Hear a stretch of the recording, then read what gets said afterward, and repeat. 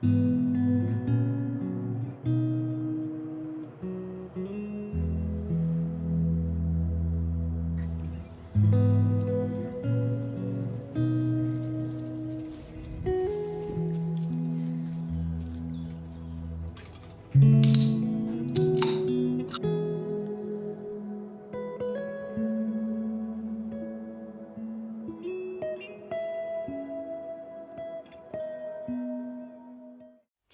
lighting is all kinds of crazy, but it's already so dark. So welcome to a little routine video. I don't know what it is about autumn and winter when you're getting in the cozy vibes. I just love watching like a cozy routine video, evening routine, and I'm actually home alone tonight as well, so which is quite rare.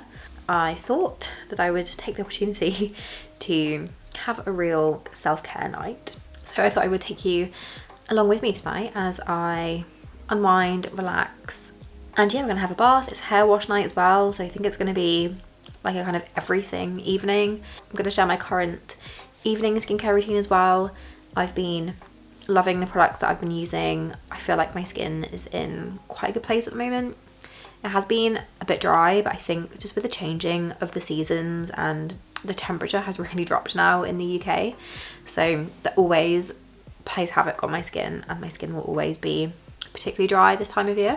I did want to talk about some book recommendations because I've been really in my book era, and I know that we're in like the era of eras right now, and everything is a era, but yeah, this year I have never read as much as I have, and I'm really enjoying it. I've been loving watching all like the booktubers and following people on Instagram who are recommending really good reads as well. And I am on Goodreads pretty much daily looking at what's trending and any new books that are coming up. So I've just started reading ACOTAR, which I know I'm so late to the party. I was reading the Crescent City series by Sarah J Maas as well.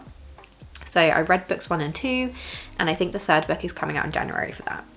And if you read Crescent City, kind of up to the end of book 2, I don't want to spoil anything, obviously. Yeah, there's a reason why I'm now starting ACOTAR, let's just say that. So I'm about halfway through the first book. It is like a fantasy romance. Obviously, I have not even scraped the surface in terms of the series as a whole. I'm only halfway through the first book. But if it's anything like Crescent City in terms of the fantasy and the romance, I'm sure I will really, really like it. And it's very hyped up. It's incredibly popular at the moment. So yes, I am late to the party, but we're here. I also finished reading Powerless by Lauren Roberts, which is another fantasy romance. And I'm really into the fantasy romance at the moment. Though I do find that because fantasy books are long, like fantasy books are so long. So I do often need a little palette cleanser in between, because going from one fantasy to another, like they're long books, they're very intense, love them, but I do feel like I just need a little romance in between. So anyway, I read Powerless by Lauren Roberts. If you like The Hunger Games, this is so similar, almost a bit too similar for my liking. I did enjoy the book. I thought the romance was really good, but it is a little bit more magic to it as well. So it is obviously different to The Hunger Games, but for me, I felt like the first 2/3 of the book, like I could have been reading The Hunger Games. So in this kind of kingdom, you have elites and you have ordinaries. So the elites are those that have magical abilities. They are held to a very high regard. And then the ordinaries do not have any kind of magical powers. And the king wants to basically preserve an elite society. So they want to banish, execute all of the ordinaries. So Payden, who is the lead female character, she is an ordinary, but she kind of pretends to have a power.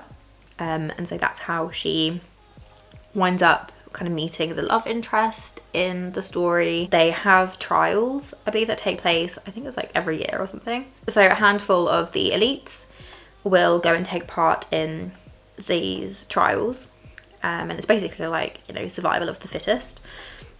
And Payden, even though she's an ordinary, she's been masquerading that she has this power, and she has actually been chosen to take part in the trial as well, alongside all of these elites. So that's kind of where the story goes. The trial part, very similar to the Hunger Games.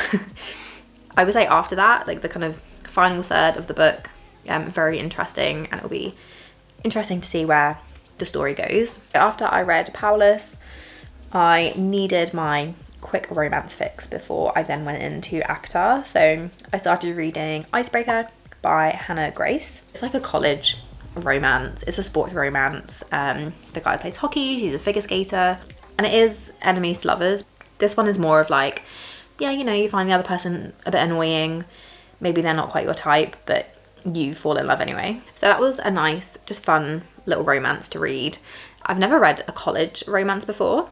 I've read quite a lot of the Emily Henry books, and I feel like those ones are more kind of adult focused. You know, people have jobs and they might be married or divorced, whatever, whereas this one was definitely a YA romance.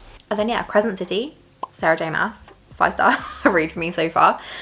So the third book comes out in January. So I read House of Earth and Blood, which is the first one, and House of Sky and Breath, which is the second one. I'm just looking at my Goodreads on the side here because I don't remember the names of half of the books I read. Definitely very steamy. I've heard ACOTAR is meant to be quite steamy and spicy as well in terms of the romance. I'm obviously only halfway through the first book, so I've yet to experience any kind of romantic steamy scene, but in the Crescent City series you will not be disappointed if you like a more steamy romance. So Crescent City is definitely more of an urban fantasy.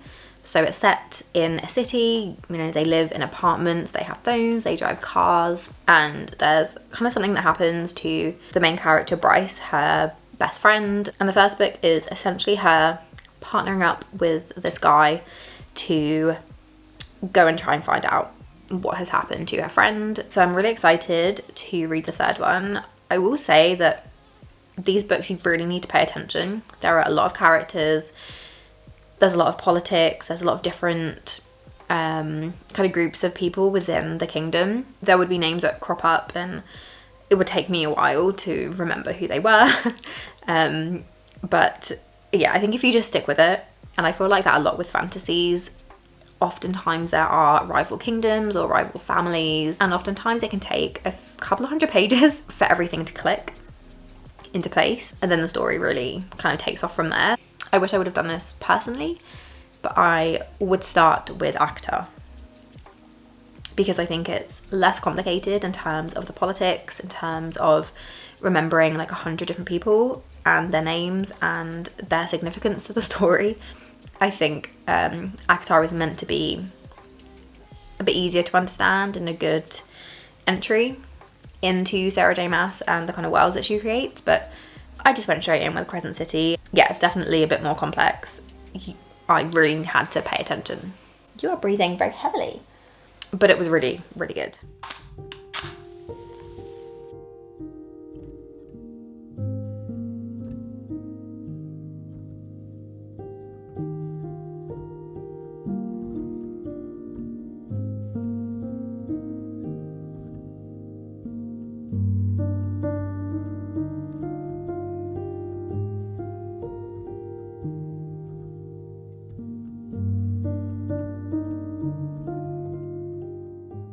So I've just taken off my makeup and I've cleansed my skin. So I'm going to apply a bit of my fresh rose face mask because obviously we are doing a bit of a self-care evening, so I love this stuff. It's so hydrating. I've got my fresh headband on as well today. Love doing a face mask when I'm having a bit of a self-care evening, when I'm having a bath.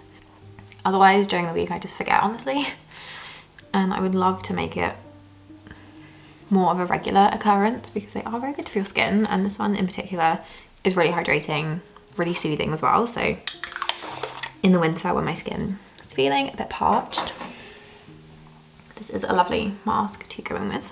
I'm gonna let that do its thing while my bath continues to run. Probably leave it on for 10 to 15 minutes or so, and then once I hop in the bath I will just rinse it away.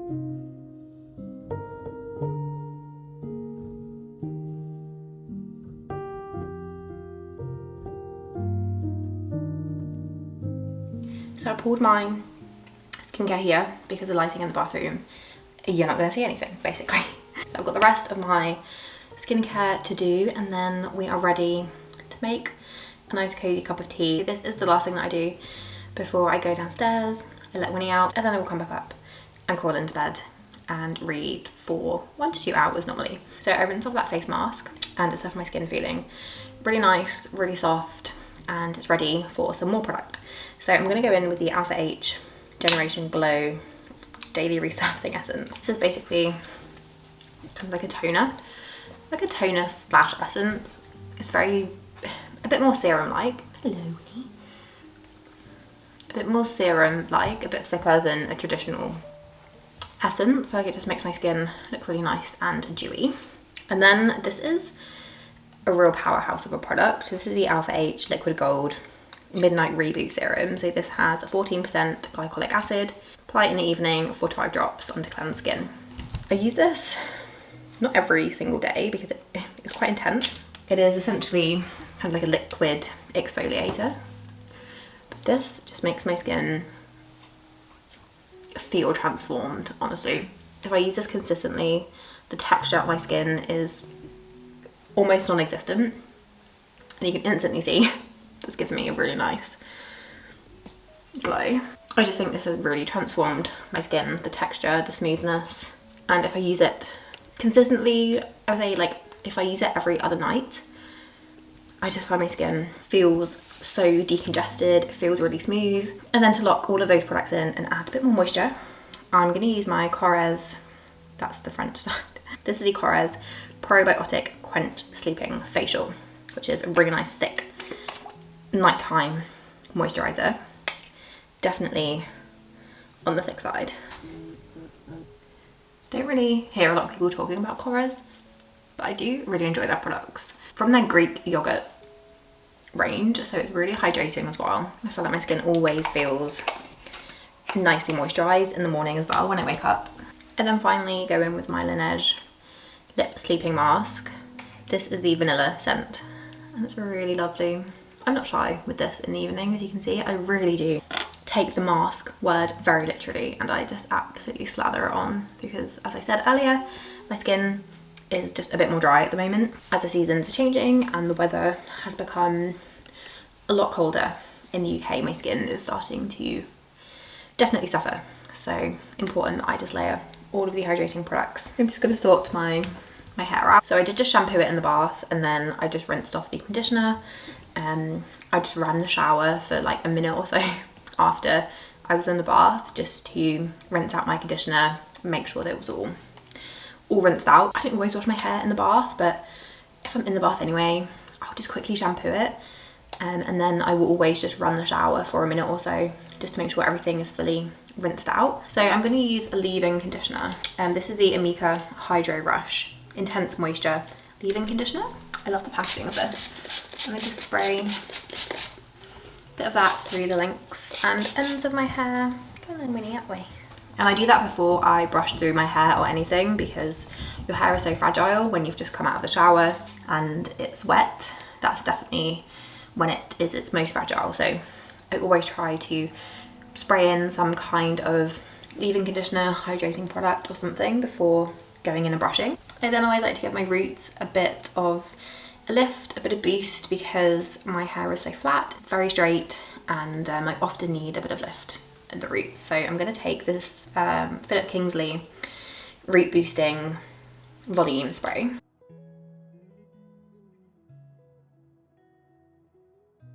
It's not my favourite volume product. I really like the Living Proof Volume Serum.